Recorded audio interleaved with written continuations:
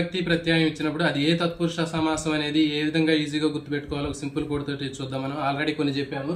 ఇప్పుడు ఏంటంటే వలన్ కంటెన్ పట్టి, ఈ వలన్ కంటెన్ పట్టి అనేటటువంటి ఈ విభక్తి ప్రత్యయము ఏ తత్పురుష సమాసానికి చెందింది అనేది కన్ఫ్యూజ్ లేకుండా గుర్తుపెట్టుకోవాలంటే చూడండి, పంచకట్టి పట్టుకున్నాడు అని గుర్తుపెట్టుకోండి. జనరల్గా ఏంటి ఇప్పుడు చూడండి, మరి పంచకడితే ఊడిపోతూ ఉంటుంది అది. సో కాబట్టి ఏం చేస్తారు, పంచకట్టి పట్టుకున్నాడు అంతే, అయిపోయింది కోడ్. అంటే ఏంటి, పంచకట్టి పట్టుకోవడం అంటే ఏంటి, పంచకట్టి అనే దాంట్లో ఉంది చూడండి. పంచ అంటే పంచమి తత్పురుష సమాసము. ఓకే, కట్టాడు పట్టుకున్నాడు.